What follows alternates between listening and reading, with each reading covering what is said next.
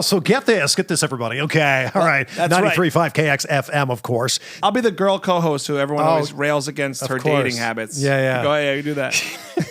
Where were you last night, Lisa? Out with another guy? Lisa, you look pretty tired this morning. Wow. Were you drunk again with another dude? And then they always give him like a name. They'll be like, well, yeah, so that's Target Bob. Yeah.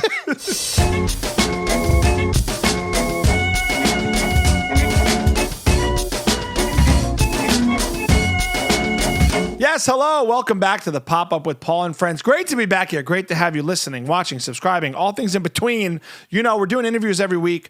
And what I'm so grateful for about this show is like the mix of people I get to have come in the studio. It's friends. It's people in the business. It's people I met on the streets. It's random people. I'm a conversationalist. I like talking with people. I like learning about people. I like finding the fun with people. I think I'm really learning a lot about myself as an interviewer by having more than 5 minutes with people on the couch here to chat and have a good time. And I'm so thankful that you guys keep coming back and listening. Thank you for listening. Thank you for watching. This is a really special one this week because this guy is an actual friend of mine. This is a guy I've worked with in rooms and across television for many, many years. And, you know, we work with a lot of different people. And he's always stuck out to me as a guy who's charming and so talented at what he does. And I've admired his work ethic and the work he does.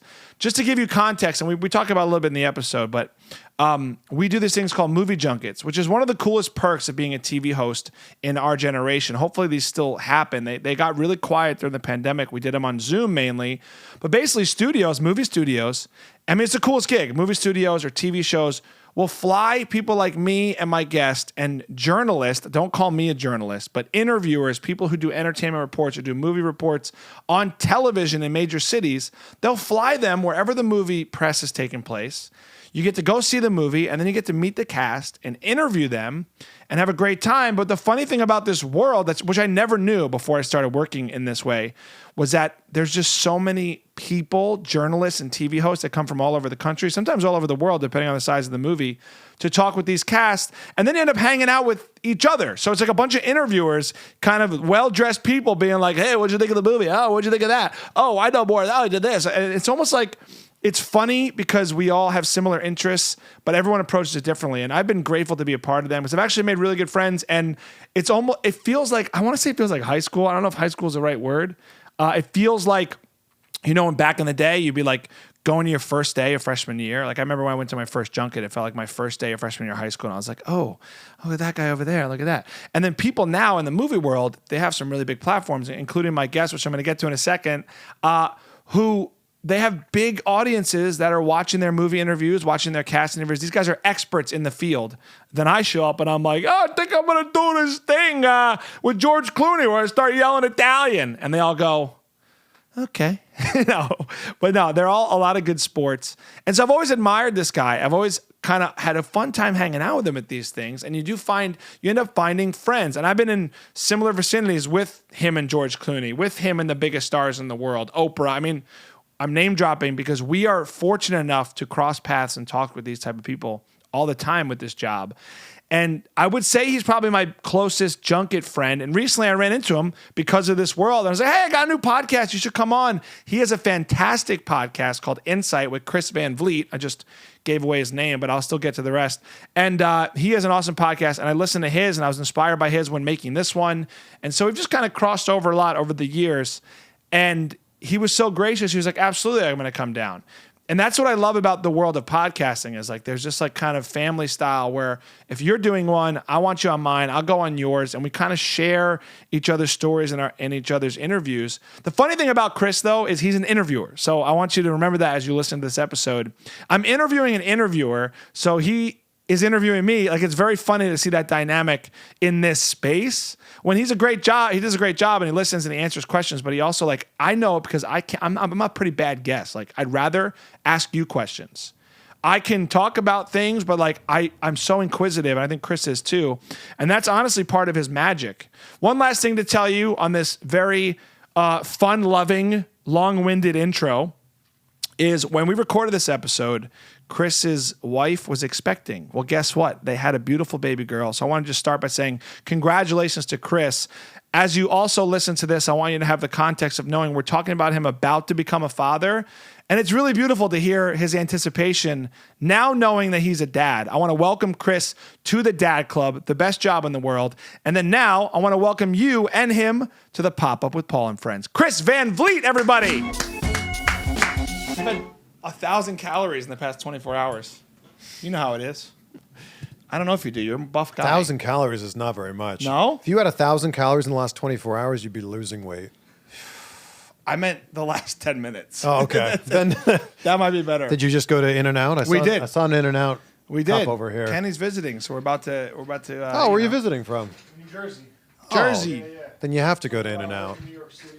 Oh. I live in Hoboken right now. Kenny's my boy. my dude. wife is from Jersey. She is. Yeah. No wonder I like you. Yeah. I knew it. Sorry, New Jersey. Jersey. Where's she from? She is from Stillwater. Is that a place?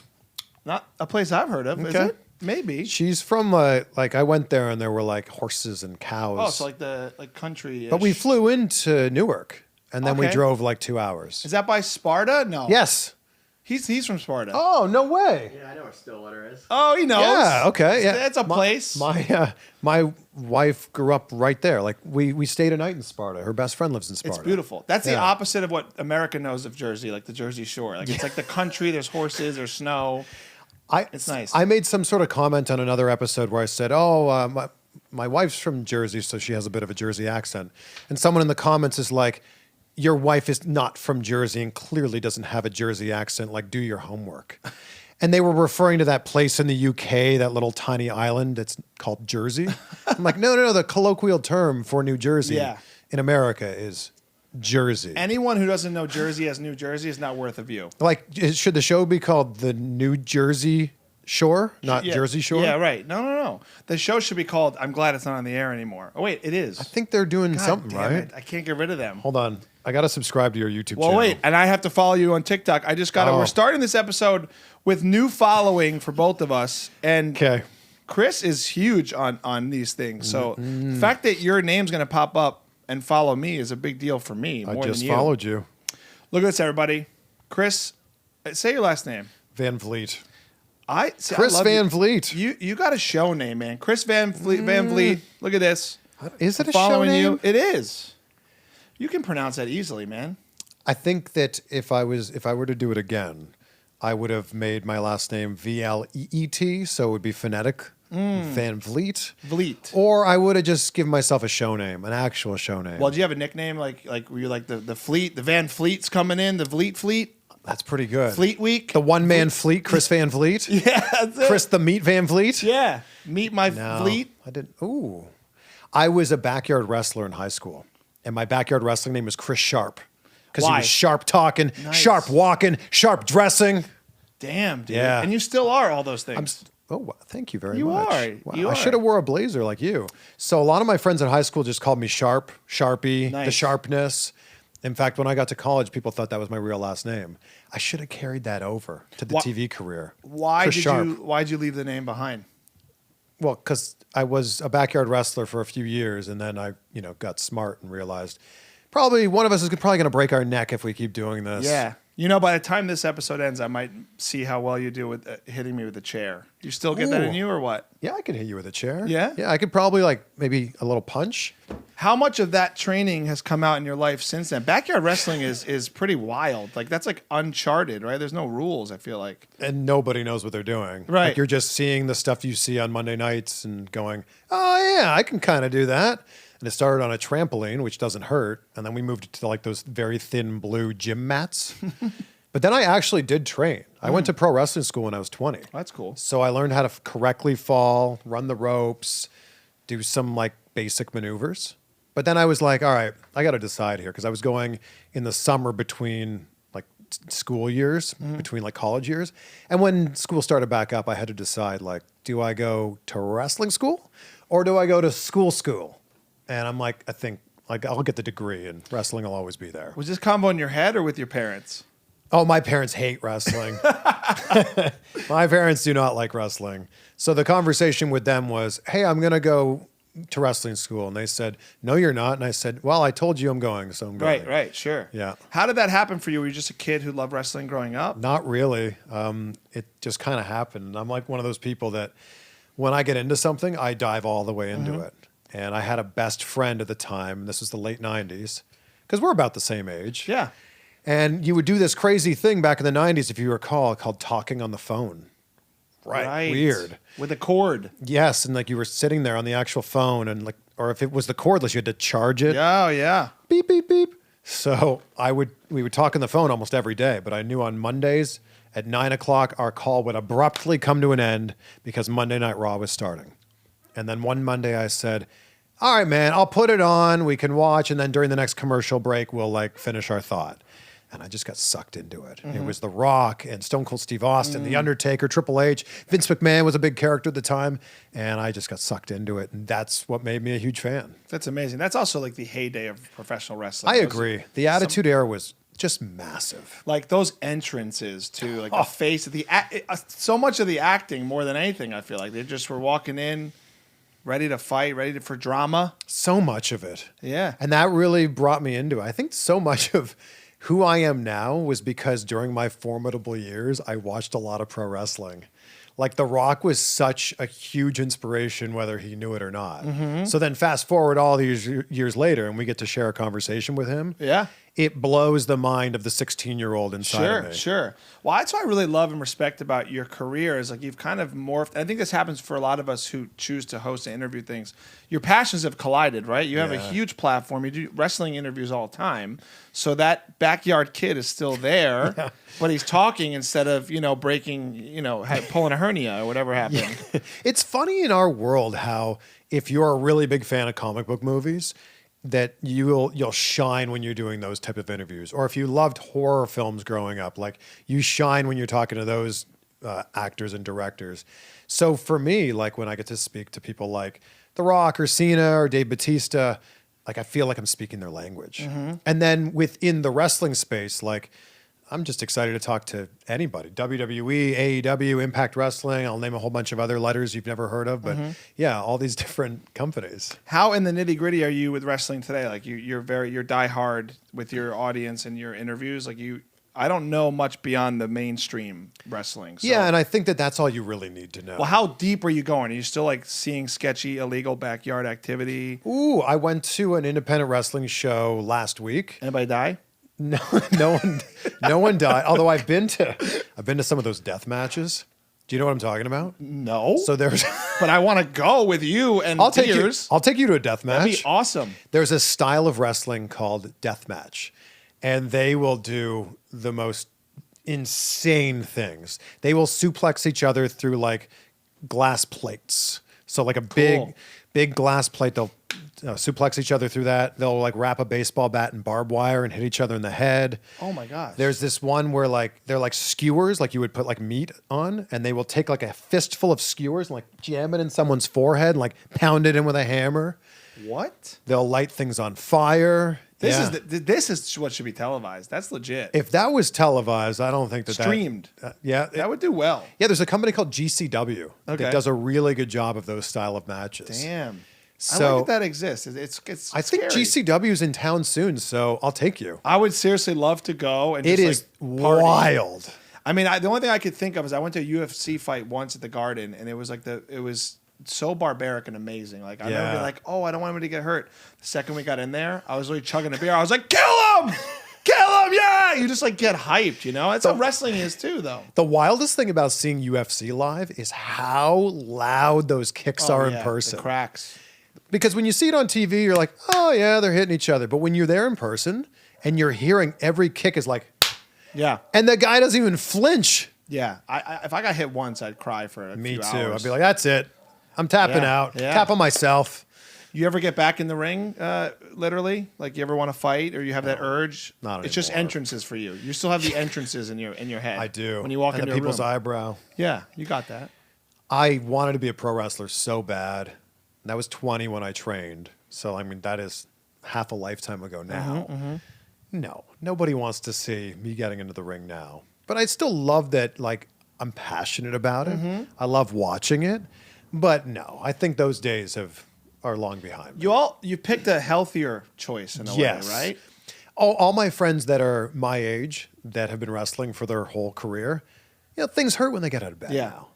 Well, you know, football players have that, like they get hit in the head so many times. They have that, what is that thing called again? CTE? Like, yeah, like I can't imagine what pro wrestlers have without helmets. And Like, have you seen some of the clips from back in the day where The Rock's like swinging a chair at someone's head? Yeah. Like, there's a very famous match with Mick Foley, Mankind, and he hits him in the head, like completely unprotected. There's a moment where Mick Foley's hands are handcuffed behind his back. He's just hitting him in the head with a steel chair. That really wouldn't happen now. yeah, it's gotten softer, no? It's definitely gotten, I don't think that's the word for it. I think it's just, it reaches a broader audience now. And there was a moment, without getting too deep into it, where WWE became a publicly traded company. And then they went from a TV 14 rating to a PG rating. And I think they went, okay, let's make this so that all audiences of all ages can appreciate this and enjoy this. I think in general, though, professional sports have gotten softer. Is that just me romanticizing like people fouling people in basketball and getting away with it? I don't know. I think when you watch like the Showtime Lakers, Yeah. and like the games they were That's what I playing, mean. yeah, It's rough. or like some of the hits that quarterbacks took even just 20 years ago, Yeah.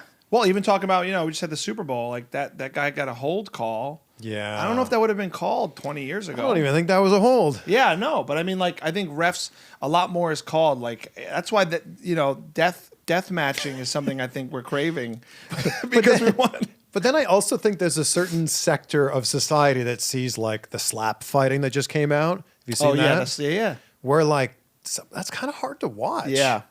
Because like you know that these dudes are getting hit in the head with no protection. Yeah, but think about the perspective. 1,000 years ago, it was a death match. They were just, you know, getting murdered for sport. It was like And real life gladiators. real life gladiators, and we were clapping. So it's gotten a little better. We don't have public beheadings. We're doing a little bit better. Yeah, maybe. Are we? I don't know. I don't know. Do you think we are? I don't know. Are you not entertained? Yeah, that's all it is. That's all. It's about the entertainment, Is that not one of the greatest movie lines of the last 30 years? dude. And that has the slow. Is that Gladiator? Gladiator. Gladiator. Yeah. I talked to Gerard Butler recently Oh, for cool. that movie Plane, which I thought was a really fun movie. Yeah. And I'm like, man, I'm talking to Gerard Butler. What's the first thing that pops into your mind with Gerard Butler? It's This Is Sparta. Yeah. So I'm like, I gotta ask him about that. And I put the way I phrased it was like, you have one of the most iconic movie lines of like the last 20 years. And he told me the whole story of how that line came together. And I'm like, if you really think of the last 20 years, it's not a ton of like really iconic phrases. No, I'm trying to even think of one that stands out above that one. Show Me the Money, maybe. Ooh, that's a good one. But that's 1996. Damn, you would know that better than me. Come on, you're into movies too. Not at the level I feel like you might be. This is what I want people to understand about us, because it's also amazing having you on the show. You're a professional interviewer. So were you. Pro, quote unquote, but it's funny interviewing an interviewer. It's always so interesting. Yeah. But you and I want people to know the behind the scenes of show business. You and I have sat in hotels in random places with 30 of us, 40 of us, waiting to go into rooms with the biggest stars in the world to do what we're doing now. Yeah. Part of the reason I'm doing this show is I have more than 5 minutes with people I'm interested in. Yeah. You know, because a lot of the time you get whisked in. People don't know this. There's a crew of people. There's big lights. And it's The Rock. It's George Clooney. And you sit down. And you have to say your name and who you're with. Basically give the cred. And I always make a bad joke. Like I say my name, I say my company weird. I say National Broadcasting Company for NBC. And they're always like, oh, that's what they used to call it. That's what it stands for. And I then feel we like it always the stars. ruins the flow of the conversation because you get in, you shake their hand, especially if it's someone you have a little bit of a rapport with. Yeah. Oh man, good to see you. It's been a while. Yeah. And they're like, say your name, name an outlet, please. Yeah, yeah. Name an outlet. It's name all an outlet. business. Yeah. And you're like, oh yeah, so it is good to see Chris Van Vliet, KLAS. So yeah, man, how's everything been? And like it totally ruins the flow. Yeah, don't they know who we're working for in those settings at that point? Where we do them enough. Can't they put a name to a face? And I get why they do it. Yeah, they got to document it. I had one time where I got somebody's interview files and I didn't realize it till days later. Yeah, yeah. I'm like, oh, this is why they do it. How were you like disappointed? Like, you think I look like him? We had similar features so I could understand it. But I was like, ooh, I should have checked these files earlier because I really need the correct one in like an hour. Yeah. And they, sure enough, got it to me like that. Now, how often are you doing interviews for TV? Probably 3-4 times a month. Nice. What about you? I don't do junkets as much. Like junkets are what we're talking about with these interviews. Yeah. I don't do them maybe like every once a month, maybe sometimes, okay. sometimes less. I'm like the throwaway guy who's here who like, oh, we can maybe get him if other people aren't doing them. Oh, come on. I'm not the main guy. I never was. Who's the main guy at your There's station? there's a girl in New York who does them all the time. My friend Joelle does them a lot for New yeah. York, and then LA sometimes they get people. But it's funny because I've never felt like there's an interesting like social construct that happens at these things. Like Yeah. I'm glad we're friends. Me I too. always feel like the outcast of these things because you have people from all over the country that come together to interview stars, and everyone knows each other. Yeah. And I've known you for a long time, but like Do you remember what the first junket we met on was? I may have been Hawaii. Oh, Were you Jurassic World? I didn't. Oh, I did do that one. Or Jumanji. No, I didn't do Jumanji. Actually, I didn't do Jurassic World. You didn't? I did Jumanji. Oh, in that's so Hawaii. funny. I think it was a New York junket. Maybe, yeah. But so what's fun is like we do meet. They're all great people too. I'm not like That's trash also amazing talking. that we have no idea when we met. No idea we met. We've seen each other amongst the stars for many, many years. It's just a funny job that I think not a lot of people share Yeah. in common. Are you a huge movie buff? Like, cause I what's funny to me is I feel insecure because like everyone's talking the lingo of movies at these things, and I am not like a connoisseur of any of it. I literally go in there and I'm like, let's do a bit. Like I'm like not going in with movie stuff in my But that's head. why you do so well. Well, I try it, but I'm saying, are you nitty gritty movie guy? Like you really in the weeds? I love movies, but I'm nowhere even in the same conversation as someone like my good friend Kevin McCarthy, Right. Who can tell you like the third AD on a film, and like he could tell you who the director of photography is and the last 17 films that person's worked on. Damn. And I'm nowhere close to that. I can be like, oh, we're talking about like David Fincher, and I could like name 3 of his films or something like Yeah. that. Or, oh, this actor, you'll know them from this, this, and this. But I'm nowhere on that level of like Kevin McCarthy will see like a trailer, and like when the names start to pop up, he'll be like, oh, no way. Oh my God. This sounds like a Hans Zimmer score. That's incredible. True buff, like knows it all. Yes. And like Wow. I'm not there Sure. with that. Sure. But Well- you know, you can't be I love wrestling, and I love the things I love are such niche things. Mm-hmm. Bass fishing and pro wrestling, and I very much love broadcasting, but like I think you can only dive so deep into each one of them. Sure. What is the worst like foot in your mouth moment? Because if you're not as much of a buff, have you ever like messed up details? Because we've done this so long. Yeah. Like, what's a moment where you stands out to you that's funny? Like in the room with a star or director. or Well, something? first of all, what was your first junket? it was The Butler. Oh, And okay. and it was Oprah. Yeah. Name Wow. drop. Lee Daniels, The Butler. So that Yeah. was like 2009? And that was with I was working for iHeartRadio at the time, and they sent me after because some audio guy dropped out. Wow. And I was like, put me on camera with Oprah. I was like, I'm going to be in this. Yeah. It's Oprah Winfrey. So mine Didn't was see the movie and interviewed all them. Go ahead. Mine was around the same time. 2008 was my first, I'll call Who- it flyaway who was junket. It was Chronicles of Narnia, Prince Caspian, Nice. and Wall-E. So it was the DVD release of those films. Oh, wow. And I was working in Toronto at the time, and I couldn't believe it. My boss was like, hey, what are you doing on these dates? And I'm like, I don't know, nothing. He goes, do you want to fly to LA for these interviews? I'm like, yeah, but like, how much is that going to cost? He's like, oh, no, like Disney's going to pay for it. I'm Right. like, pardon me? Yeah. And I didn't know that this was a thing. And then, just like you said, you get into this world that is already very established, and you're the new person. It's like being, It's funny. yeah, it's like being the new kid in class, like Yeah. you just moved to a new city. So to answer your other question, I have a viral moment with Anne Hathaway Oh, yes, you do. where I didn't really put my foot in my mouth, but I just didn't phrase the question in the best possible way. Yeah, I'll probably cut to it, but just remind me what you want to say. And again? here it is. Yeah. So she had the first photos of her as Catwoman had just come out for The Dark Knight Rises. And I was interviewing her for this other film called One Day. And you know me, I'm into like fitness and diet and like exercise. And I wanted to ask a question about like her diet and workout routine, but I just didn't phrase it in the best possible way. Cut to the clip. You're such a pro. So yeah, so I kind of walked out of that going, she had fun with it, and it was a fun, lighthearted moment, but she very quickly was like, oh, what a forward young man you are. And I was trying to ask her, like, what does your diet and workout routine look like to get into the amazing shape that you're into? And instead I said, how much weight did you have to lose to, get into the shape we're seeing you in this movie? Yeah. So fun moment. It could have gone much worse. And I've interviewed her many times since. And you're cool now. But you know what? That's a hard thing about just being in front of cameras in the world we're in is out of context. Like, I always joke about this show, like 5 years from now, something I say on this chair is going to get me canceled because out of context. You meant well, but the internet probably went like, look at this man talking about her weight, right? Yeah. It's now part of all these compilation clips where people are like, look at the time celebrities shut down reporters. Dude, you and I cannot believe this. I have to find this. You and I have to be in the same BuzzFeed article because I am also on a post about like men doing things to women in interviews, and mine was with Ariana Grande. What did you do? I offered her. It's the first. By the way, Ariana Grande was very newly famous. She was like she just hit the map, right? Okay. I never thought this was even going to be a thing. I was the first person to do the Grande joke to her. Basically, I was like a Grande for Grande, and I had the Starbucks cup. And at the end of the interview, I was like, "Drink it." That very innocent, right? That's what I said, and she was like, she thought it was funny. She went along with it, right? Fast forward like 5 years later, a GIF of me saying "drink it" is on that article, and it's like 20 times.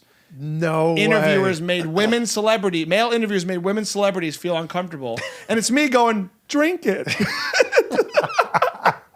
But that's what I mean. It's like we're doing our jobs. I was trying to make a funny moment with her.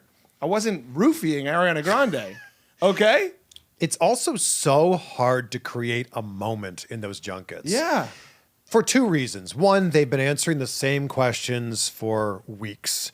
And like you said, there's 30 or 40 people that are doing interviews that day. So you're trying to do something different and you're trying to break them out of that routine that they're in.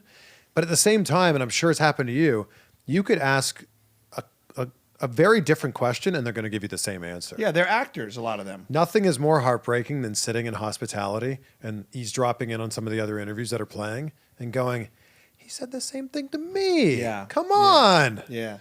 You got to think, though, a lot of actors, a lot of famous people who do these interviews, they're acting a part of like being a charming actor in a movie. Like a lot of them just want to come off well for their job. Like they're checking the list. I did the interviews. Look, the best people do that. Yeah. But then there's other people that are like, I'm an actor. What am I doing here? Yeah. Because acting's maybe 50% of it. Then you got to do the promotion of the film. And Sure. that whole publicity tour that you go on. Well, that's where I struggle sometimes with actors, specifically in interviews. It's like I kind of talk about it like they're all palling around all the time when I know it's serious work for actors. And I don't want to rail against actors because I love interviewing them. But at the end of the day, also, like, you're just acting.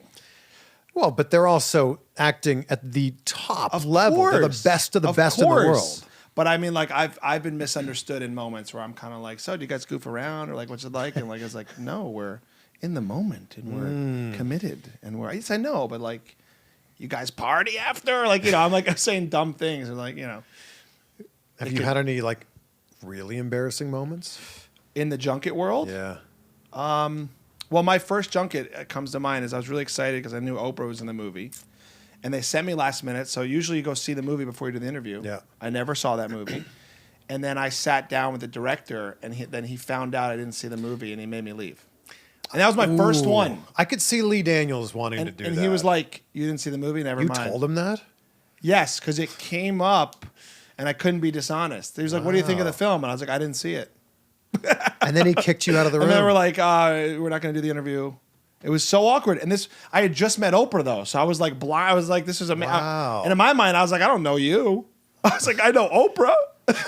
I wasn't in this world. Didn't he get nominated for an Oscar? He's for an that film? incredible director. Yeah. I didn't know the world. I was new to it. I was all about Oprah. Wow. So that was pretty awkward. Have you interviewed Samuel L. Jackson? I have not. I wish. So he's great and obviously supremely talented, but he's so intense.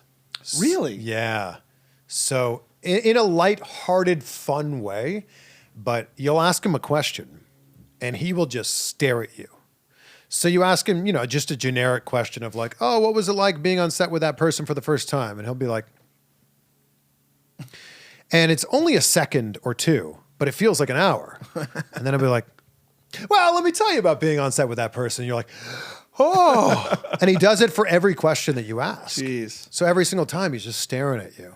Wow. staring through your soul. Damn. So I can't wait for your first interview with him. Is Samuel? Are you hypothesizing Samuel L. Jackson's a robot and he's computing the human question and taking a second? What I'm hypothesizing is I think he likes to make people squirm. Yeah. Have you heard the stories about Tommy Lee Jones No. in interviews? Oh, yeah, he doesn't want to be there. Oh God. And I think he purposely makes it uncomfortable for the people that he's interviewing or that he's being interviewed by. Yeah. You know what's funny? For me personally, I like awkward. Then you will just soar with the eagles. No, I'll sweat, but I like those moments. I like like I'm trying to make one right now with you. I don't know what's going on. Yeah. I don't know if you can get awkward with me. I don't. You You want ever to make get it awkward? experience? I'm kidding. I don't know if it's possible, but I found, because I've done interviewing for a long time, I do like sitting like. Do you ever just follow the weirdness of the guest? Like, oh, they're going in a different direction. We got to go somewhere else. I sat down recently with Reese Witherspoon and Ashton Kutcher. What was up with them? There was some internet. They're in a Netflix movie. I know, but there was something going viral about their red carpet photos being weird or something. Oh, I didn't see that. How was it? Great. So I walked in and I just, I said, no, nice to meet you. And I said to Ashton, I said, I loved you on Shark Tank because he was like a guest shark on a few of the Okay. episodes. And Reese was like, you were on Shark Tank? And he's like, oh, yeah, I was on Shark Tank. And then they started having a conversation amongst themselves for like 2 minutes about the TV shows that they like and that they're watching. And I just kind of sat back. And I was like, oh, this is great. And then about 2 minutes into it, Reese turns to me and goes, I am so sorry. This is your time and we're taking it. Yeah, I'll give him another minute because we've been talking so long. Sure. And I was like, oh, that's really nice. Sure. But what was I supposed to do? Like, oh, excuse me, some of the most famous people in the world. I'd like to speak now. Yeah. Hey, this is my time, damn it. Right. Come on. I don't care about Legally Blonde 5. That's not what you were there for. I was trying to make a joke. 3, right? Yeah, probably 3. It's in the You works. would know. See, you know better. You know movies better than me. I I'm did telling test you. out some dad jokes on them, though. Really? Yeah, because I'm going to be a I father, know. as you I'm know. so excited for you, man. Congrats. Thank you. And that movie has like a big parenting element of Sure. it in it. So I was like, well, let me test out some dad jokes, see how I'm doing. How are you doing? I think okay. Like, let me give you one. Sunday was a sad day, but the day before was a Saturday. Wow. I like it. That's pretty good. Nice. I had one today. So my wife got me an early Valentine's present. Wow. And it was a dad joke calendar. Beautiful. So every day I get a new dad joke. So today's dad joke was, I want to make sure I get it right. So let me read it out here. It was, do birds know where they're going when they fly south for the winter? Or do they just wing it? Hey! Now let me give you a little hint. Dad jokes work because you enjoy them. So you could say any joke under the sun. You got to make sure, no matter what your wife or child feel or anybody around you, if you're laughing and having a good time, that is the definition of a dad joke. Love it. It's basically becoming a sociopath around other people's feelings and what they think is funny. I think this is funny. I'm a dad. I don't care if you think it's funny. That's the key I've found. I love it. Because you got to find comedy as life gets more responsible. You've got 2 kids? Yeah, I got 2 now. Now wait a second. You are a dad. I have to give you a gift, man. You're about to be a dad. You're gonna. Oh, wow, I'll take your guitar. Yeah. You're about to be in the dad club. So this is usually what people give out once the baby's here. But we're gonna. My gosh. Jump start it for Chris here. Do you smoke cigars? Not very often. Well, you're gonna have to start. Okay. Congratulations. Early congrats. Wow. Why don't you play me a song too? Yeah. Well, listen. I play a little guitar. Do you? Yeah. Oh, you should play for us. If What you do you got? If you don't want to smoke that, you can Wow. just break it over someone's back and bring it back to your roots. That's what you're supposed to do with these, right? Here, this is missing a string, but you can do something.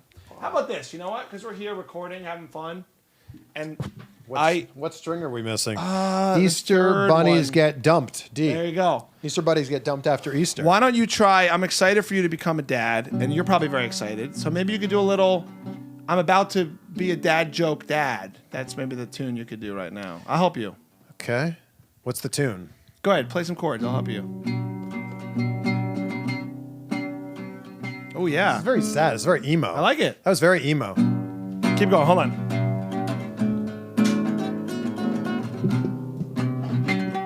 Oh, we're just knocking things over.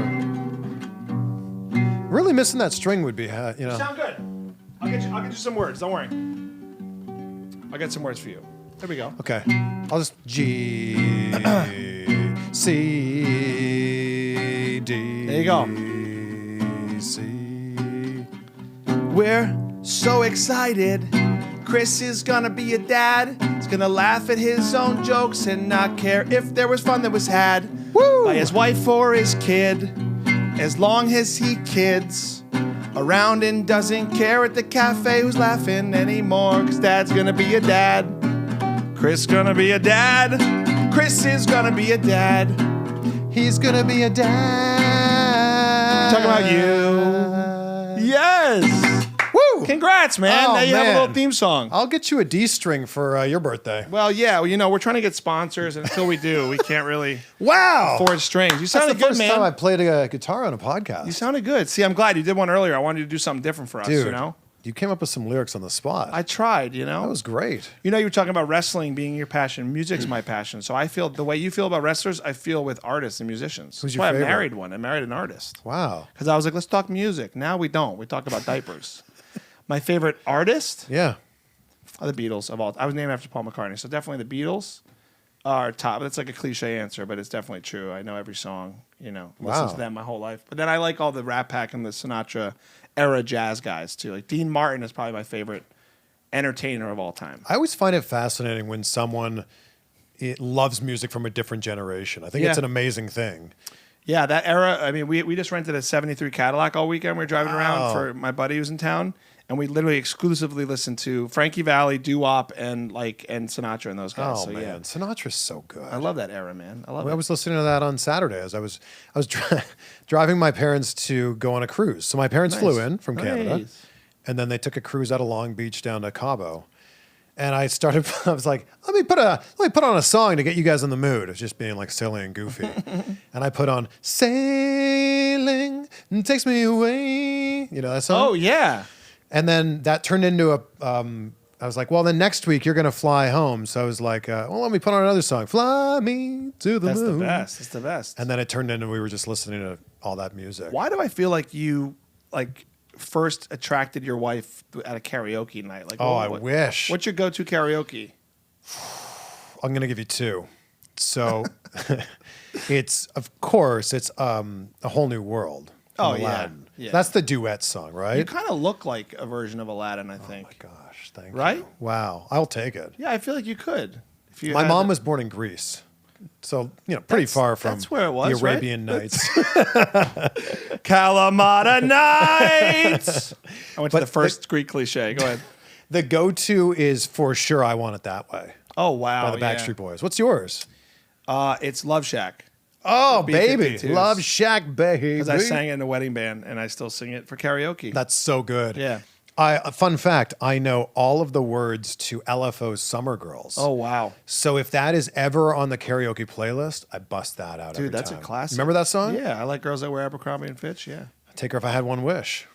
even if I had, She's been gone since the summer. that's it. Since the It's summer. Yeah. So if that song is ever on there and there's people about our age around, I'll bust that one out. And people will be like, no way. Cherry Pez, Cold Crush, Rockstar Boogie. Used to hate school, so I had to play hooky. Always been hip to the B-boy style. Known to act wild and make a girl smile.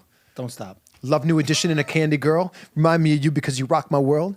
Come from Georgia where the peaches grow. They drink lemonade and speak real slow. And then so on. Yo, that is the sexy Greek Aladdin right there. If I've ever seen him. Wow, I like that. You look good, man. You sound good. Except if you're from Greece, your name's probably like Nick. Nick. Yeah. Yeah. Nick, Nicky, Nico. Wait, tell me the history. I don't know this about you, and I never asked you this. We talked about it briefly, but I know you grew up in Canada. Yeah. Your family was from Greece, or My mom is Macedonian. Oh, nice. My mom's Macedonian, moved to Canada when she was 4. Got it. My dad grew up in Canada. That side of the family has been in North America since 1651. Oh, okay, cool. Crazy. I'm like 10th generation Nice. North American on that side. Nice. But I moved to the States in 2010, Cool. chasing after a job. What was it like growing up? So you did the backyard wrestling in Canada. Yeah, in Canada. What was it like? What is the view of, like, it's kind of interesting to think, like, here you are in Hollywood now, living your dream. You have a robust YouTube, all your social, people watch your work. What was it like growing up in Canada and then, like, kind of living out to, like, being in the Mecca now in Hollywood? The funny thing, and I think maybe you can relate to this, is like people view LA as like, once you're living in LA, you're doing it. You've made it. Especially at home. Right. Where we're from, yeah. Where's your hometown? Jersey. Well, right. Hillsdale, right by Paramus up north. So the funny thing about moving out here is people are like, man, like the perception is you live in LA, you've made it. Yeah. And unfortunately for a lot of people, they move out here and that's the end goal. When really it should be step one in the process of like, you move to LA and then the work begins. Right. And too many people move out here and go, man, it's February and it's 83 degrees. Life is so good. Yeah. And so I think that there's that perception from certainly my friends and family back home. I'm sure it's the same for you. Yeah.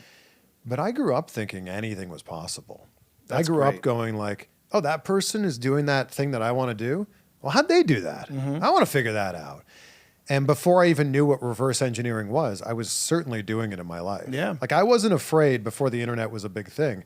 I wasn't afraid to like call up the fishing magazine that I loved and like ask for the editor and be like, hey, I was just wondering about this largemouth bass lure that you posted. I wasn't afraid to like write letters to people that I admired or magazines that I read. And I think that's gone. I think that there's a lot of people that are just scared of hearing no.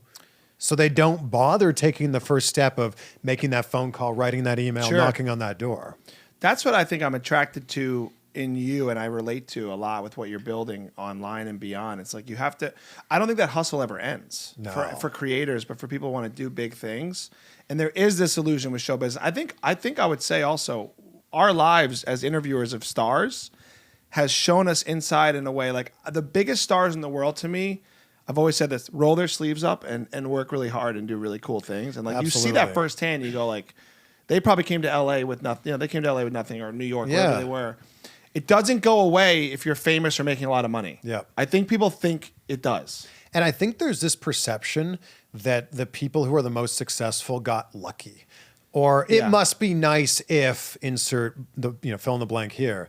And they don't see the hard work that goes into it. Yeah. And that bothers me so much to realize like, the infamous story of Brad Pitt in like the chicken suit on Hollywood Boulevard just to be able to make money to pay rent. Yeah. And people just see him in movies now and go, well, yeah, if I was born with those genetics, I'd be as famous and as rich as him too. Would you? Would you be willing to put in the hard work? Listen, there's people with Brad Pitt's genetics now in jail. So absolutely. That's just a good leveler. I wonder all the time how many NBA players, like could have been NBA players, are playing basketball at the YMCA. Yeah. Or playing basketball at LA Fitness just because they didn't believe in themselves enough or they didn't have a great team or coach around them. Like how many failed actors, musicians, NFL players are among us and just didn't put in the effort to get there. You're reminding me of my biggest fear and insecurity, but the quote that always comes back to me in talking movies is A Bronx Tale. You know the quote? No. There's nothing worse than wasted talent. Yeah. Something like that. I think it's close to that, but that's basically what you're describing. It's like there's so many factors that go into being successful in your field. Have you found, though, that your dream has morphed a little based on the times in the world? Because like starting out, was the dream TV? Was the dream? Yeah. So you did that. You're doing that. Yeah. And it's morphed just because the broadcasting model has changed so much. Right. Like I started in television in 2005. Like YouTube didn't exist then. Social media really wasn't a thing. Like Facebook was in its infancy. Instagram, TikTok, Twitter obviously didn't exist. But what's shifted so much, and I think what's so interesting, is it's gone from broadcasting, like taking the giant wad of spaghetti and throwing it at the wall and seeing what sticks, to now it's niche casting. Like if you wanted to pull up YouTube right now and watch the Foo Fighters playing Learn to Fly live in concert, you could spend the next 3 days just watching those videos. Yeah. That didn't exist in 2005 or anytime earlier. You would turn on MTV and like hope to see the song that you liked, maybe at some point. And I think that shifted it so much. Like the fact that I could, if I wanted to, exclusively interview just pro wrestlers and make a living on it, like that's insane to me. Yeah. It never existed before. But to your point, it's taken that hustle of the kid calling the magazine that is still in you, right? That you're like, tell me the numbers with the YouTube from when you started. You've grown that thing. Your Facebook, they've grown like crazy. It was just the realization that like we had the good fortune of being able to talk to some of the biggest names on the planet. And especially like when the DC movies and the Marvel movies were really getting big in like the 2010s. Twilight movies were really big then. The Hunger Game movies. I'm like, man, if I'm talking to Robert Pattinson about Twilight, or I'm talking to Jennifer Lawrence about Hunger Games, it kind of sucks that the only people that are going to see this interview are the people that happen to be living in Cleveland where I was on TV. Right. They happen to have their television on, tuned into Channel 19, and on this particular Thursday at 4:17 p.m. they're watching. I thought, man, that kind of sucks. What if you're a Jennifer Lawrence fan and you live in Ireland? Yeah. Or you live in Australia? So I just started taking those raw interviews and just putting them on my YouTube channel and going, here, fellow fans of these people, enjoy this.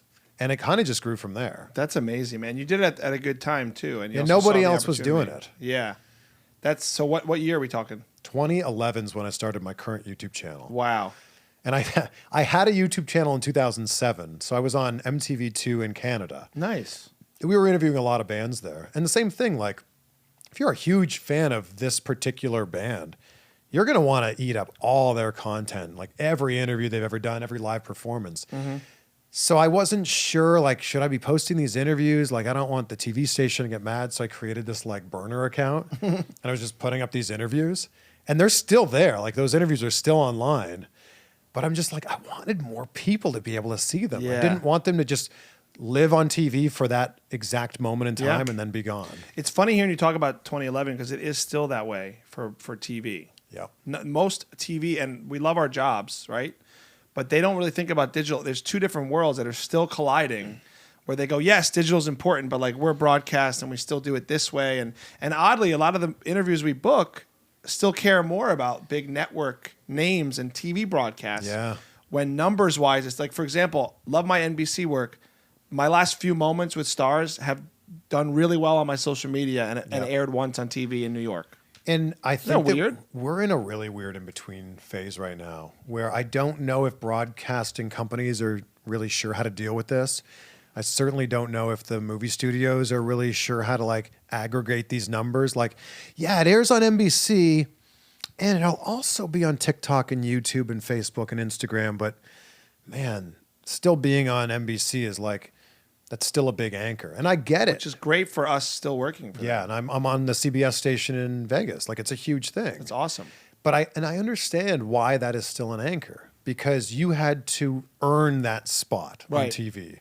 You auditioned for it. You're there every day. You're on the payroll, where sometimes it's perceived when you're a YouTuber of like, oh, that's really cute. Like my nephew has a YouTube channel. Yeah. Oh, you have a podcast? Oh, wow. My aunt has a podcast about knitting. And like, I get it. Yeah. Because the best thing about podcasting is anyone can do it. Yeah. And the worst thing about podcasting is anyone can do it. Correct. Because the barrier of entry is so low. So like, you've got this wide arbitrage of like the best of the best, like Joe Rogan, who's getting 30 million plus listeners for every episode. And you've got on the other end of the spectrum, someone who gets like one person who listens and it's their mom. And it's interesting that those both fall under the same umbrella as this thing called podcasting. Yeah. By the way, I want to thank my mom for watching today. I want to thank my mom. Yeah, we got two moms here at least. But no, that you're touching on everything why I think I'm here doing this, but also why I've been delayed. It's like a weird thing where I've been like, well, I'm on TV, so I'm doing it already. But like I haven't adapted for myself. I haven't invested in myself for this type of thing till now, which I'm so excited because I could say whatever I want. This. Thank you. But I also, there's something about being uncharted. Like when you do your own thing, it feels more free. Yeah. Sometimes we drink in here. Like it doesn't matter. Yeah. It's about building the audience. And it is an interesting time to be involved. I also, it also makes me mad sometimes where I go like, you're not a host. Like, why are you doing interviews? And I don't want to be that negative, like, well, I'm a professional. But the jobs we have are becoming obsolete. Like they're not titles anymore because everyone can host interviews and build an audience. Even though we're like trained on TV. It's like it's almost like society. Where do we go? Like where's our jobs? It's a different thing, right? The days of being just a TV host are gone. Yeah. Like, and I think that Ryan Seacrest was really the last of that generation because it was killed it. It was Pat Sajak and it was Tom Bergeron and Alex Trebek and that list of Yeah. like the game show hosts. Yeah. And then Seacrest was kind of the last one, because if you think of all the hosts now, they are a former something. Right. So you got Michael Strahan, former Football- athlete. Yeah, absolutely. Kelly Clarkson, a musician. Mm-hmm. Nick Cannon, actor and musician. And the list goes, Drew Barrymore, actress. Like the Yeah. list goes on and on and on of people like that. The Ryan Seacrest were like, you're a broadcaster who came from, for him, the world of radio. Right. Gone. So we're going to say here on this show, Ryan Seacrest killed our jobs. No, Ryan Seacrest is the last of us. Yeah, no, he's Yeah, like, yeah. he's the last of us. Yeah, no, He's- you're right. He has with The Last of Us, he's got I didn't watch it yet, but I haven't seen it Oh either. yeah, I know it's a virus or something. It's bugs. But he's survived it. He's survived it. He's got Yeah. No, you're right, man. You know, I talked to you about this once, and I want to have him on here. But you remember Double Dare? So I got close with Mark Summers, who hosted Double Dare Oh, back in yeah. the day, and he talks about this too. He goes like, no one has. This was a job in his heyday. It was a job. It was a huge game show. Yeah, wow. And Yeah, I- I guess like Carson Daly Carson was also Daly, in that world. Yeah, I also don't want to be someone doing this stuff that's like, well, it's like you have to eventually adapt and find your niche. I love that you're describing it as a niche, because that's what I want to build here. Well, I want to build it's a niche niche casting. It's not. Yeah. It's no longer broadcasting. It's Yeah. niche casting. And since you hit me with such a great quote, I'll hit you with one as well. me because with you a were like, chair. man, it took me a while to get this started. It's a Chinese proverb that I love. It's the best time to plant a tree was 20 years ago, and the second best time is today. So I think, and that's what you're doing. You've planted this tree. Yeah. Thank you, man. I appreciate that. Yeah, I feel late, but also I'm really excited to be here at the same time. But if you didn't do it and you started in 5 years from now, you'd Right. go, oh man, I feel like I'm real late on this. Yeah. Well, I think all things are based on, everything is iterative of the next thing. So we've been doing this so long, I feel very ready to have this kind of deconstructed version of my interviews. I feel laid back. Like I'm not, you can get really stressed in the format of our interviews. 5 minutes, you do this with this. Yeah. This, I'm just chilling. It's a lot more. Yeah. It's a lot more liberating to not even feel like we're on in a way. You know what I mean? And these are real conversations. Yeah. When you're talking to someone for 4 minutes, it's a soundbite. Yeah. And you know that all you're looking for there is a great soundbite to help promote their film and get maybe a fun moment with them. But here you can actually extrapolate out on these thoughts. Like, Yeah. oh, what do you mean by that? Tell me a little bit more. I have a guitar. Could you play it? Yeah. Well, I love your podcast, just to plug it as well, because Thank you. you're an inspiration to me as a host, because you're very insightful. Well, I'm trying to get the name out there, but you don't need me to promote it. But you're very insightful and thoughtful with how you talk to people, which I think is important for this format. Oh, thank you. Right? I'm really fascinated by the idea that we talked about a little bit earlier about how we just see the finished product and we don't see someone's full journey to get there. Mm-hmm. And I'm really interested in like, all right, what was the hardest thing about this journey? Or what was there a moment you wanted to give up? Mm-hmm. And sometimes you'll hear these amazing stories from some of the most successful people in the world that'll be like, well, actually, I was down to my last $5 and I got this audition that turned into this amazing thing. Or actually, yeah, I was cut from my college football team, but then I did this other thing that allowed me to, and I love those stories. Yeah. It humanizes the person.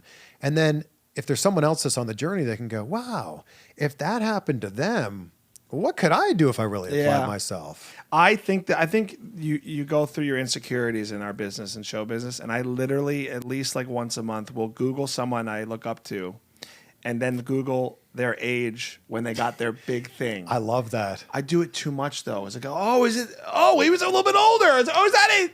And you just like it's a compare culture thing, but also can be very inspirational. It's like, wait a second, they got that. So he did the sitcom when he was 38, and he's like one of the biggest ever, or whatever it is. And I keep finding people older and older, so Who's I feel the one better. that's like really surprised you? I want to say maybe Seinfeld. I was trying to think. Wait, Seinfeld was a little bit older when he started Seinfeld. Not like older in terms of like age, but he wasn't like 21. Yeah. I think he might have been. I should look it up though. So We I have get it all the right. world's information at our fingertips. Let's get it. And because I think the one that really, I did the same thing I do it too much. right before I moved to LA. And it was Samuel L. Jackson, like didn't get his big break till like 36 or something. Really? Yeah, let me see. Or didn't start acting till then. Yeah. I mean, the thing is too is like we also want to justify in a way where we're at. And to your 40 and do the right thing. Whoa. 45 in Pulp Fiction. Also, he was 45 in Pulp that Fiction. dude looks great. That's amazing. That is Man amazing. does not age. That's unbelievable. All right. Original release was 89. Let's see, Jerry Seinfeld. But it really 90, I think, is when it started. Wait. All right. Hold on 1 second. Oh, wait. Let me. That's weird. I can't click on. Jerry Seinfeld doesn't have an age? Doesn't have a Wikipedia? Come on. Of course he does. What the hell? Of course it's he not does. clickable. I'm not even making this up. Hold on. I'll get it. There we go. I got him. Of course. Jerry Seinfeld. All right. 1954. How good are you at math? I'll just do my calculator. Now I feel like we're on a game show. What? Yeah, he was 36. Wow. Yeah. So that's what I mean. Like you think someone like created the best sitcom ever, like figured it out and did it. And especially with the world we're in now, you have kids. I'm happy all kids are getting big audiences, but sometimes it's a slow burn to get to the level you want to get at to be successful with. And I mean for writing movies, for writing TV, for producing, for anything in our world and beyond. Yeah. It doesn't have to be entertainment. But there's something about the long game that I do fear for my daughter's generation is like going away because everyone just thinks like, what are the followers? Don't develop it at all. Get huge. People like you now. Now and sell this lip gloss. Yeah. On your TikTok and you're successful and you got fake lips. Now I'm going down a rabbit hole, but you get what I'm saying. When I see someone on TikTok who's like clearly close to my parents' age and they're like putting out content every day and they've got a big following, I'm like, yes. Like, that's congratulations. Yeah, yeah. Like, number one, you didn't use the excuse that so many older people use of like, well, I just can't figure it out. I don't understand how it works. Right. So like my hat's off to you for like figuring it out because everything, you can figure out everything because we have all the world's information right here. Right. But also the fact that like you're committed enough to do it. It's great. And there's so many people that go, yeah, man, you know what? I'm really gonna go hard on TikTok. Yeah. And they post like 7 videos and then they don't pop off and they go, well, man, I tried. So Sure. that's it. I tried. So it's just back to not doing it. That's it. Well, that's to your point. Nobody sees the harder part of the work. My theme for this year, I told myself, was one word: consistency. I like it. Thank you. And that's really what this show is about for me, and also all of my marital fights. Also Be consistent in those fights? Yeah, I've been consistent on where I'm at in the argument. Getting a lot of which is W's? My side, and not A lot of hers. W's. Yeah. Well, I do want to ask you this on a personal note because you are newly married. You're about to be a new dad. I can relate to being in those positions a few years Sure, ago. yeah. How are you feeling, man? So excited. Yeah. We had a big year. Like in the last, it was in like 6 months. We got engaged. We bought a house. Moved into that house. We got married, and we found out we're having a kid. And then Amazing. our daughter's going to be with us in May. That's right. Girl dad, too. That's Yeah. awesome, man. So just so excited. And I think the best part about this is when you find that person that you want to hold their hand and walk into the rest of life together, like that's really exciting. Yeah. And that's not to take away from any of the incredible women that I've dated before. But when I found Rachel, I was like, this is it. Like, it's so cliche to be like, oh, when you know, you know. But really, when you meet that person and you fire on all cylinders and it just works. It's easy. There's an undeniability to the comfort of that, right? Like, it's you. Let's go. It's all happening. Where we've all had those relationships earlier on in our life where like they didn't text me back tonight, or like they said they'd be home at this time and they're not, and like you start to hold those things against them, or you go, that's fuel for the next fire of your next argument that you have. Here, I was just like, I want what's best for both of us. Yeah, that's together. great. That's great. Were you guys living together before all this? We were. Okay. Yeah. So because that wasn't, because there's a lot of newness happening, but you knew that part. Oh yeah, of it. we moved in together. I guess that's one of the things. Because that's a big thing to do. Because I can relate to your story, but I moved in with my wife when she was my fiance, and she was a few months pregnant. That was a whole learning curve. Like, oh, what do we like together? By the way, you're super pregnant, and by the way, it's a lot of. I also just lost a job. It was a lot of life things. Yeah. Because life sometimes just turns a corner, and you kind of hold on and figure out what. And I do believe in the strength of that as well. Like that's awesome that all those switches flip for you guys. Like in one, it's special. It's a special turning point for you guys. Well, we had a long distance relationship. Nice. In terms of LA, at least. I lived in Studio City. She lived in Orange County, which I don't even know how. Like we were on Hinge. We met on Hinge, No the way. dating app. Yeah. Wow, you're a Hinge success story. That's awesome. Hinge success story, and I'm proud of it too. That's awesome. But the fact that it wasn't that far in terms of miles. It's like 48 miles, but my goodness. Far here. Oh, That is long distance. Wait, humor me with what your Hinge profile like byline was. Is there a byline on Hinge, or what did it say? Used to backyard wrestle. Now I'm looking. Hinge is like you pick 3 of their prompts, they call them. Got it. And then you either answer one of their questions or it's like fill in the blank. So it's like, I am looking for blank. That could be anything, right? Like, I am looking for like tall, dark, and handsome. Like, I made mine. I'm looking for the best pizza in LA. Oh. So that was a great conversation starter because, let's be honest, the pizza here is not good. not so great. Except for mine. Yeah? Which I have to make for you. Please. Because it's got Jersey roots. So I would get a lot of people like being like, oh, try this place. And I would be like, cool, I don't want to have a conversation with you, but I will try that place. Right. You get the... And I actually started making a list in my notes section of my phone of like, oh, I've got these 6 places I got to try. 6 pizza joints. So that was one of them.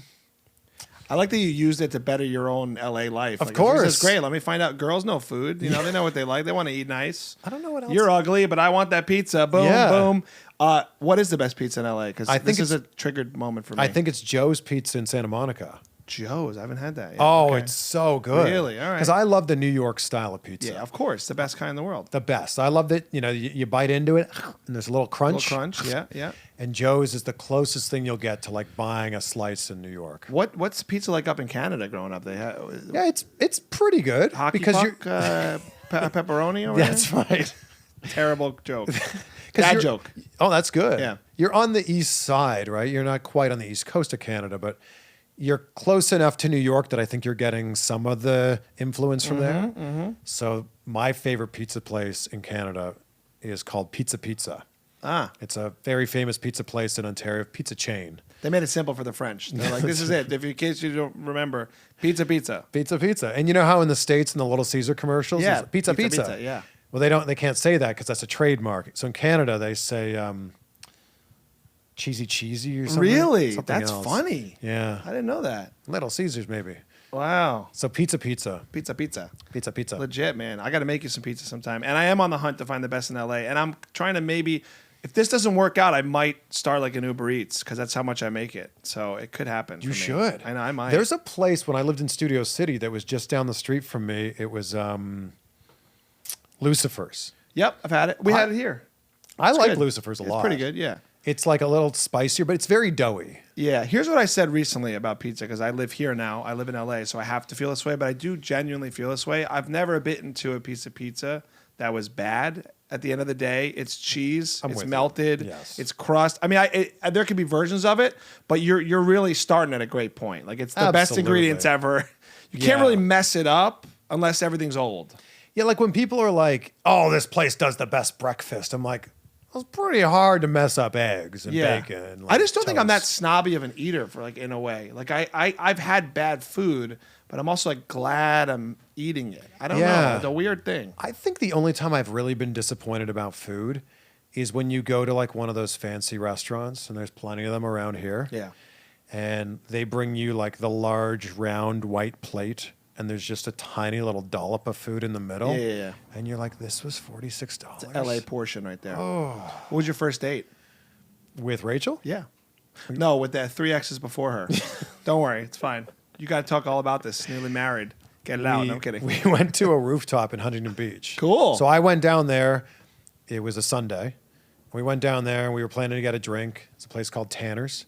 And they had this delicious spicy margarita. And I'm a sucker for a spicy margarita. Nice. So we both ordered one. Conversations flowing. They came around, do you want another one? We said, yeah, sure, let's have another one. We ended up spending 4 hours on the rooftop. Cool. And we were expecting to just get like a drink, first date. And the conversation just flowed. And then we walked around a little bit after that. And then I walked her to her car. And I said, this was really good. Like, we should totally do this again sometime. Mm-hmm. She's like, yeah, I'd love to. Well, when are you free? She goes, well, I'm free. Let's see. I could do Thursday this week. Or, I mean, I don't know if you want to, but I'm also free tomorrow. Whoa. And I said, let's do it. Done. Wow. So then I went back the next day and we did mini putt followed by bowling. That is a fun date. That's great. She beat me in both. Damn. I knew I had a winner. Yeah. That's Quite it. literally. Yeah. Dad joke. She still wins. She still wins everything. She's and I'm pretty competitive. So like, It's tough swallowing your private. I let her. life. I let her. Yeah, I let her be- yeah, you I let her, yeah. At least as long as your entrances are wrestling level when you're competing with your wife, I think Oh, you're of still course. flexing good. You're fine. You're like breaking your shirt at mini golf and shit. What was your first date with your wife? A Broadway show in New York. But it was Man. It's because she needed Hamilton tickets, so she had to go to another show to get Hamilton tickets, and I was What like the fourth person she asked. What do you mean she had to go to another Like she show? had to connect with the record label to get tickets to go see Hamilton, But so we had to go you see had- School of Rock, who also had the music rights of the same. That's people. amazing, though. And so we saw School of Rock. Yeah, we've been together since that date. I asked her out for a few years before that. She said no for a while, and then she finally asked me to that. But I was like the fourth person she asked, and I canceled all my plans in New York. I was like, oh, she asked me out. Finally, we're going. I'm So going. you were in the friend zone for 4 years? Not really even friend zone, more like remember that guy on the internet zone in your DMs on every platform. But she Facebooked me first, but I DM'd her, and we were back and forth for years, and we saw each other in passing. And I met her in an interview like this, which is why sometimes I forget and I get attracted to my guests, and I think maybe I'll marry them. And I feel that way today hope since so. the Greek comment. This is beautiful. Yeah. This is a beautiful thing. So you interviewed her? I did, yeah, on camera at iHeart 2013, yeah. What? Which I always tell people. I also wonder if that could. Speaking of earlier with Ariana Grande, I could have been canceled by it was basically a first date. I remember thinking like, who is this girl? And like I remember being like so enamored with her. But then I was like, I was professional. I wasn't going to lay it on thick or anything. But I asked her out like shortly after and kind of kept asking her out. Ariana Grande? No, yeah. No, she wasn't my type and too young. But Lady Gaga said no, and then my wife came in, and I was like, yeah, you're better than Lady Gaga anyway. This is perfect. No, Yeah. but it's a weird thing because in the professional setting, you don't cross that line, right? But Yeah. I felt like you said, you're like I just had Yeah. a feeling about her. I was like, this is. I even emailed my mom the day we met. I was like, I'm going to marry this girl. I was very like serious, like Wow. like lightning bolt level. Like, yep, that's So you. you told your mom you were going to marry her, and then you didn't really talk to her for 4 years. I You tried to tried to talk to her on and off for a couple of years, yeah. For 3 years after that, yeah. Which was the healthiest we were. I think we were the best version of ourselves when I was just in her DMs and she like kept me at a distance. Now we see too much of each other with 2 kids. Like, get out of here, get out of my way. You get back to just DMing me every couple of months. That's going to be better for us. What made you decide to move out here? Because everybody has an LA story. Mine is based on her family, actually. So my wife lived here for 10 years. She wanted to come back. And we were in Jersey and when some stuff happened and we were going through some stuff and we're like, you know what?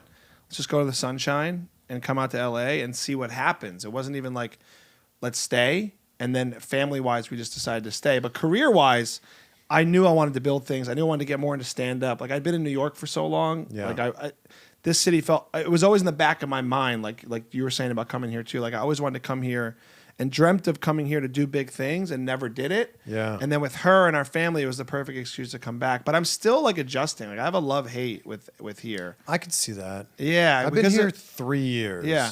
I'm coming up on 3 years. And it's funny when creative types talk about like moving to New York, because in my mind, I think of like Wall Street when I think of New York, and I think of like commercial real estate. And then maybe a few more bullet points down, then I think of like Broadway. Right. But when you think of LA, you think of Hollywood. Yeah. Like that's the first thing you think of. And sure, all that other stuff does happen here. Like you could have a great career that has nothing to do with show business here. Right. But when you think of show business, you think of LA. Yeah. So I've been coming out here for junkets for the last 15 years. I was just like, eventually, I feel like my path is going to lead there. Sure. I'd been coming out here every 2, 3, 4 weeks to do a junket, even if it was just for a weekend, and just kind of getting a taste of LA. And then I was like, all right, well, now it's just time. Yeah, I was the same way. Like I've always been here but never lived here. So now, Yeah. now that I live here, it's lost its luster, but I don't Yeah. hate it. But it's like a place. It's not like when you come here for junkets, and people don't understand, we get treated really well. We work in Yeah. TV and movie studios send us out on planes and then put us up at hotels with meals and then events and Hotels free- we have no business staying in. yeah, open bar. I mean, you really get treated well when you do that. Yeah. So there is this illusion with this town that I think a lot of people fall into, and I'm sure you can relate. It's like it's kind of like a paid for party when you're coming here for work, and then when you live here, it's like here's how much this costs, and you got to drive an hour there, drive an hour there. It's just a different Yeah. real life thing, I think. And like to your point about like dreams not coming true. LA is a hard city to adjust to when you first get here. I think you got to make money, you got to make rent. It's a lot. It's a lot, and it's an expensive city to live in. Same in New York. You have to own a car here, though. Yeah, you have to. In New York, you can do the subway, or taxis. Here, you have to own a car. Yeah. But I'm not railing against being here. I see it as like we're talking about. It's similar in my mind about like this transition to my niche audience and my own content. I'm adapting my view. I'm just turning my view a little bit on it. Where it's like I like to rip on LA because I'm from Jersey, and there's just a lot of soft people out here that can't handle like moving at a decent speed in a line at a freaking deli. Like, you know what I mean? Nobody goes to delis out here. Yeah, right. That's They're the barely other problem. problem. Yeah, right. They're getting sushi and green drinks. So I rip on LA a little bit. You know, I have a line in my stand-up. It's like my wife and I wanted to move to the place where the people are more plastic than the straws. You know, it's a very real thing that I've seen here. And I don't understand why we don't have real straws here. But anyway, see, look at this. This is what I'm talking about. I'm drinking a coffee here. Where's the straw? That's true. You could have asked for a straw. Listen, the turtles are fine. That's not true. I know. So you know. That's a big thing. It's so funny. I read a book called Made to Stick, and it talks about how some ideas are sticky. Oh, yeah. And the turtles and the plastic straws, that's a sticky idea. Do you know who's killing everything in the ocean plastic-wise more than anybody? The fishing industry. And I love fish. Yeah, me But too. it's their stuff. That's that's the most percentage of plastic that's bad for the ocean is fishing, not my latte. But it's a sticky idea, though. Yeah, it sticks. Another sticky idea that book talks about is why do we check our kids' candy at Halloween? Because someone at some point put a razor blade in it, and it's actually not true. But it's a sticky idea. There's an effect. Is it the Mandela effect? The Mandela effect is when you believe something to be true that never didn't happen. Yeah. It's a similar thing, though. It's a sticky kind of idea that. But it's just it caught on, and then it was reported by a bunch of people. But it's an easy one to remember. Interesting. Yeah, like the turtles and the straws. I do think there's probably turtles that have been affected by straws out there. There's a viral video of them like with pliers pulling it out of the nose. But I don't know how high the percentages of them getting hurt by straws in a way that it would make my iced coffee not have one. Furthermore, my iced coffee could have a straw that's sustainable, that's not paper. Look, plastic's just terrible. Yeah, but also start with cars is my point. If you're anti-plastic, start with removing big plastic in cars before you kill my iced coffee. That's all I'm saying. You know, I'm just trying to. But I want everyone to be happy and live and float around. And I love Ninja Turtles growing up, and I want to see them survive. We're trying to get you canceled on the show, not me. We're going to get you saying another Anne Hathaway here. Let me see what I could come up with for you. No, we don't really want that for you. You're doing great. I would never do that to you. I did have a bunch of. Going back to the interview moments, I've had a bunch go viral without even realizing they were going to go viral. Yeah. Like quite a few that have got millions of views. Like I sat down for a Hunger Games interview with Liam Hemsworth and Woody Harrelson. And I was like, oh yeah, Chris Van Vliet. And he goes, oh, got a brother named Chris. And I said, oh yeah, God of Thunder. And he, yes, sir. Does the little Thor thing. Mm-hmm. And then Woody Harrelson goes, I never put that together. I didn't know. So during our interview, Woody Harrelson realizes that Chris Hemsworth and Liam Hemsworth are brothers. Oh my gosh. And the video went like mega viral. That's amazing. And I was just a byproduct of me sitting there and it happening. It's amazing. Well, you're creating the moments, man. That's why you're good at what you do. But literally all I did was say my name. Question for you about viral videos. Do you find that you're chasing... It's happened. I've had success in that way as well. I fear, and obviously I'm doing this and I want people to watch my content, but Are you chasing, when you hit 1 million views on something, I understand the feeling. It is like a drug. Yeah. It's like, whoa, right? How much of what you make, how much of it is the work effective? Because my fear is like, and this is something I heard about a quote recently about the TikTok algorithms, about like making content for the computer versus like people who will respond to it and finding an audience. I just want to be authentic. I think you're authentic, but does it affect like, oh, I better cut this way because I know like this will go definitely. Like, but are you obsessed with it in a way where like you're only numbers driven and you don't like if things don't do well? Well, I have an editor who is far smarter than me. Nice. That takes care of those things. Like cool. I don't even have to think about it. He's really good at finding like, all right, if I edit it like this, I think it'll do better than the original way that you did it. So, but what's tough is sometimes you'll have a moment that you think like, man, I hit it out of the park with this one. That's going to be huge. And then you post and you go, oh, really? It didn't do that well. Like I had a moment with The Rock when I saw you during Black Adam. Mm-hmm. and he told me his definition of success, which I thought was going to really pop off. Told me this great story about how it's about like kindness, and it's the quote he says all the time, like it's nice to be important, but it's more important to be nice. Mm-hmm. And I thought like, man, I'll put some like real sappy TikTok music, like inspirational music behind it, and that thing will just to the moon. And it didn't really get that many views. And I went, huh, that's weird. So I think there's just moments where it's about expectations, right? Yeah. And Tony Robbins has a great phrase. I love that we're just trading these, great phrases with each other. I love it. Tony Robbins has one where it's, if you can trade your expectations for appreciation, you'll never be upset. Because if your expectations are set in a certain way and then they're not met, you'll be upset every single time. But if instead you're just appreciative of like, I can't believe I'm sharing a TikTok with The Rock, who I looked up to when I was 16 years old, then it's just a win right there. If you lead with gratitude, you're never going to be upset. That's you're newly married. You better hold on to that in your marriage. Expectation. That's literally every argument, I think, in a Trade marriage. your expectations for appreciation. Right. Because that's a good marriage tool, man. I hope you bring I love that we're just marriage. trading quotes here. I can't wait. Speaking of TikTok, your episode promotion is just going to be a supercut of all of our quotes from this episode. Love it. With inspirational music. And it's going to be like, wow, this guy's so inspirational. It's going to get 14 Chinese views. proverb. It's going to be great. No, I'm going to do that. I can't wait. Tag me as a collaborator. Yeah, thanks, man. I appreciate that. Yeah, it's going to be great.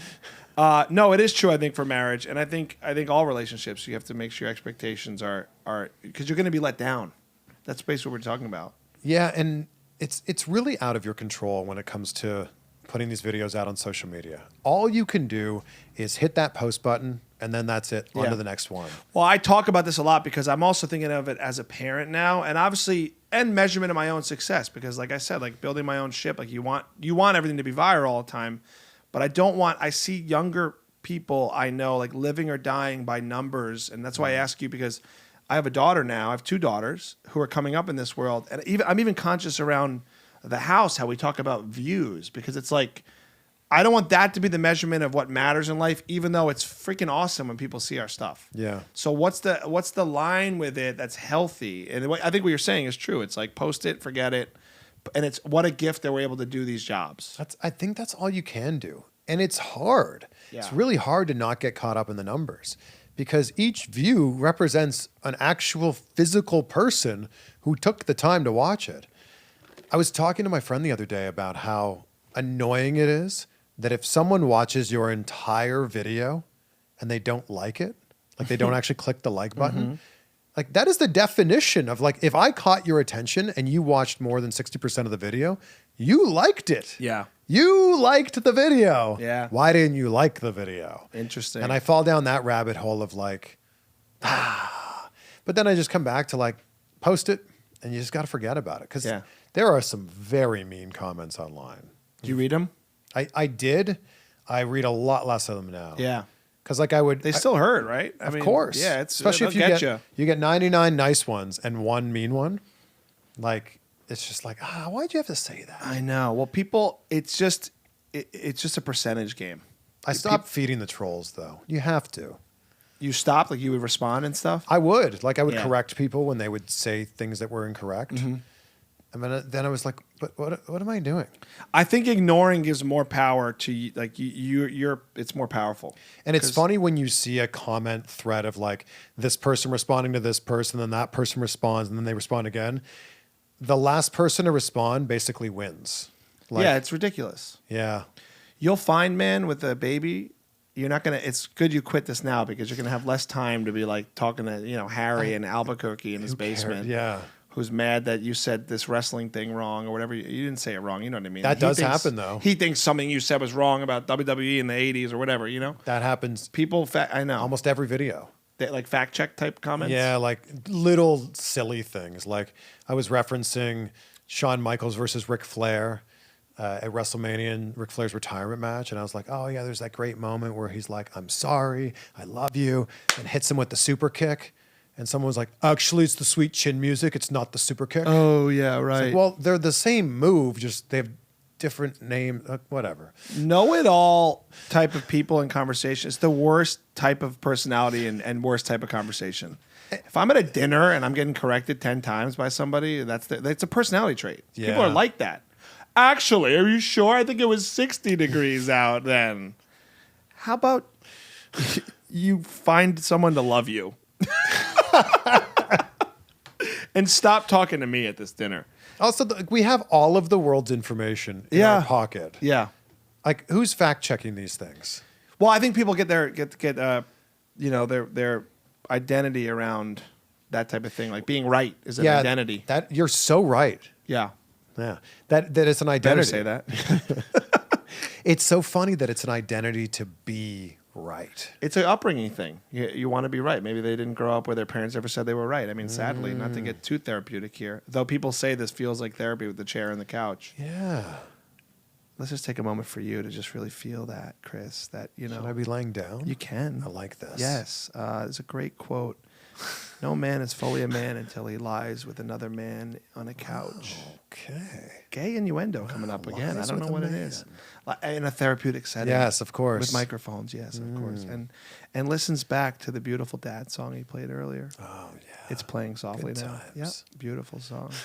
You and I could do an NPR show and crush it. If we were like, hey, everybody, welcome back. It's Chris and Paul. We're here just talking about how we do our eyebrows. And I personally shave the middle. You, Chris?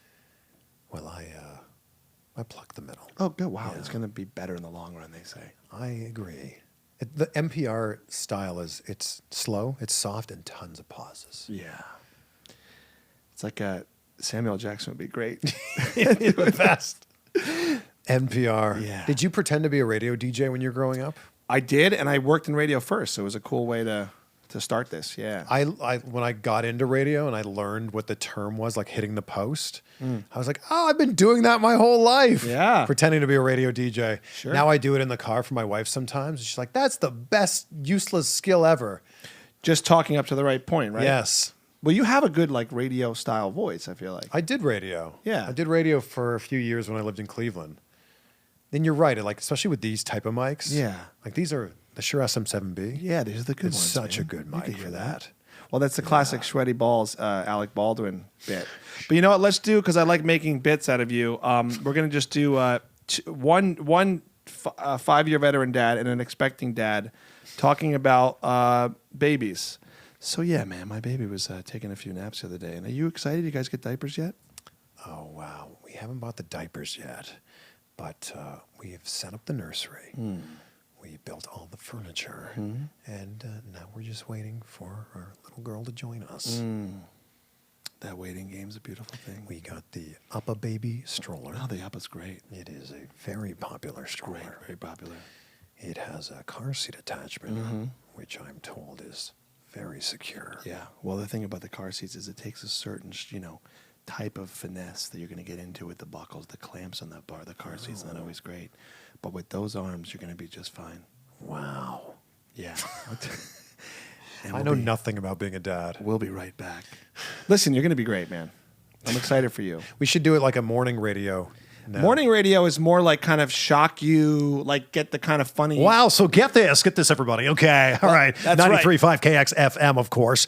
Paul, we got Paul with us here. Paul's going to be a dad. Oh, wow, okay. Wow, yeah. That's right, Chris. I'm really excited. Wait, I'm the guest or I'm the host? I could be the host. You can with be you. I'm I don't know. I'll be the girl co-host who everyone always rails against her course. dating habits. Yeah. Go ahead, you do that.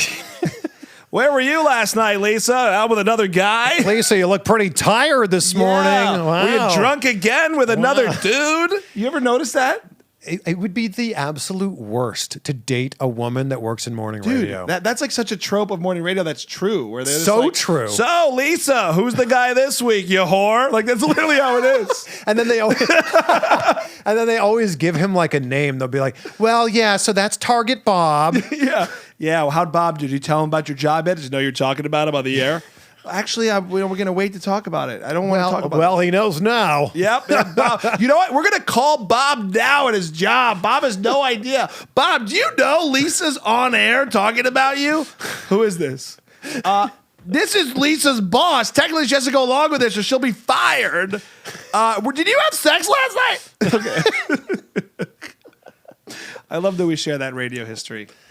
Morning radio is the funniest thing. They really do go for that, like the jugular type of thing. You know what's funny though is some of the best podcasts right now are kind of emulating that morning radio show style. Like Pat McAfee's doing it without really knowing he's doing it. Like that style of like you're just eavesdropping in on like some buddies hanging out. They do it for 3 hours a day, I think.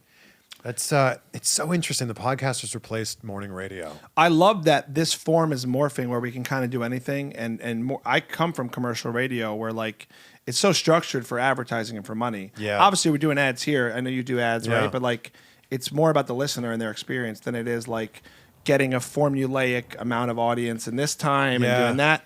It's like radio all over again, which I love. Yeah. Live radio reads did not exist in Canada. Like it's not not a thing that's like FCC approved or whatever is the thing in Canada. So when I moved to the US and I started listening to like radio when I first moved to Cleveland, I was like, what is going on here? Yeah. Because they would be like, oh yeah, we'll be right back. But let me tell you now about some carpet company. Yeah, exactly. It's and like you're like, what? is it, Bob likes this? Is this his favorite? And then I realized they're getting paid like X amount of dollars per time they read that on the air. Yeah. It's a whole business. Yeah. Wow. Yeah, man. I mean, it's. I'm really grateful. My bones in this as a broadcaster. I wasn't really on air. I became the video guy. I did radio in college, but the bones of this world of interviewing comes from, and the relationships come from radio for me in a way where like I want to take that with me. Even how we meet and how we talk to people. Like it's good being a part of that world early on because you learn like we're talking about the oldest form of media. Yeah. And how that was set up. But yeah, it's definitely changed now, and I think this is the future. It definitely is. We're in such an interesting in-between stage. Like we're going to be the last generation who started our careers on television. I know.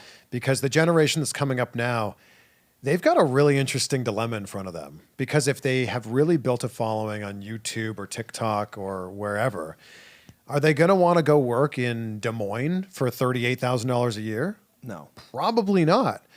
But that could be the path that leads to a national job somewhere because that was the path. That's what I'm saying about my fear with my daughter and the next generation. And I want my content to grow. But I am worried, like everyone thinks it's A to B, where you're saying the hard part is A, C, D, E, F, G. You get to the thing at F or whatever. Yeah, nobody's two paths look the same. Yeah, exactly. But I do fear we're living in a place now where it's like it's a flip of a switch with an audience, right? Like, because you can get 10 million followers on TikTok overnight, right? It can happen. It can happen for some reason. Something happens. But what does that mean about like your trajectory, about like building a business and having a longevity and also having experience to do whatever the thing is, besides just being known and putting yourself out? Like, that's my fear is like, what's the difference? Because are you going to be able to have a job? Like, I don't know. I don't know. It's tough playing that comparison game too, because when you have 1,000 followers, all you want is 10,000 followers. But then the person with 10,000 followers, all they want is 100,000 followers. And the person with 100,000, all they want is 500,000. And so on and so on. So you look at someone who has 5 million followers and they go, yeah, but it'd be great to be like that person with 10 million. And then you talk to that person and so on and so on.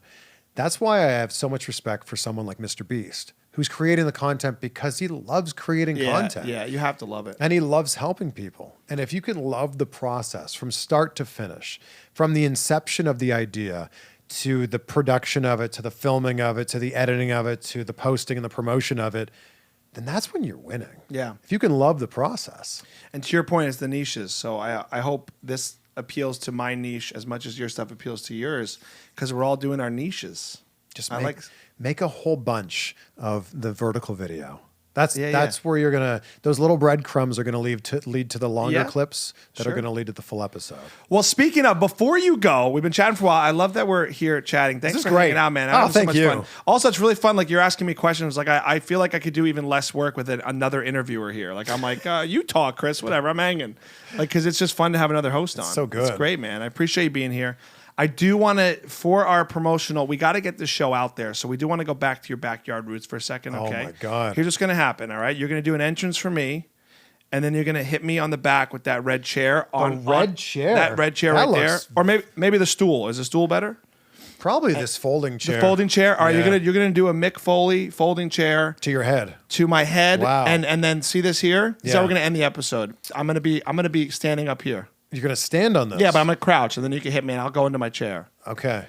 And we shouldn't prepare it anymore, and I want you to also do your entrance.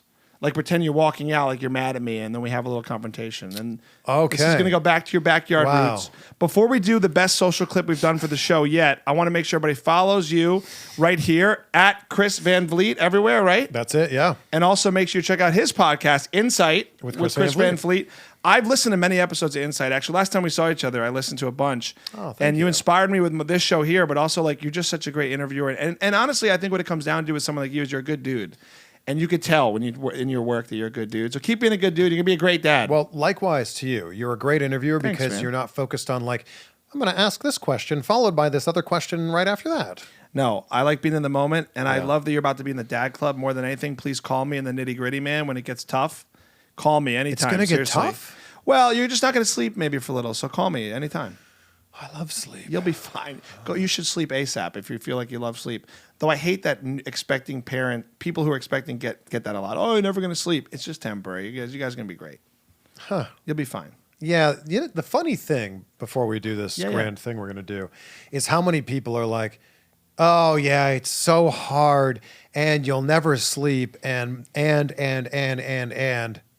But it's so worth it. It's the best thing in the world. And it's like, I don't know.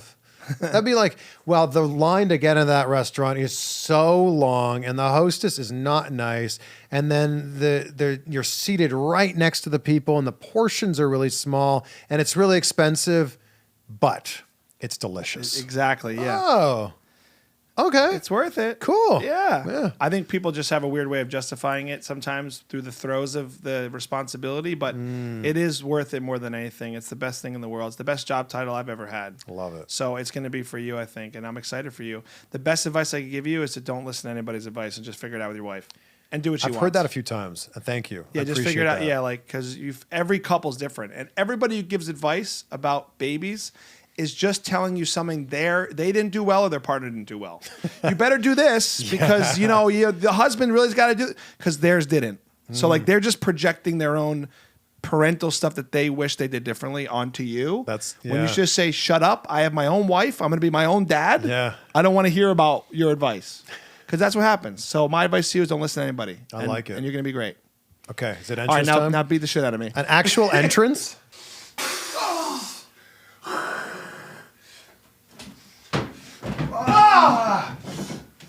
Actually, I'm going to do this. Oh, no, not the hair. Not the hair. I got...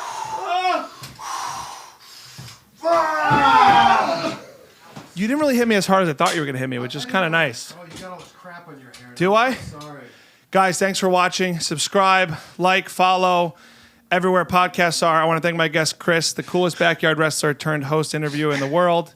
Make sure you follow him, too. Thanks for being on, man. That was great. Thank you. That was nice at the end. I got a little rush from that. All right, see you guys.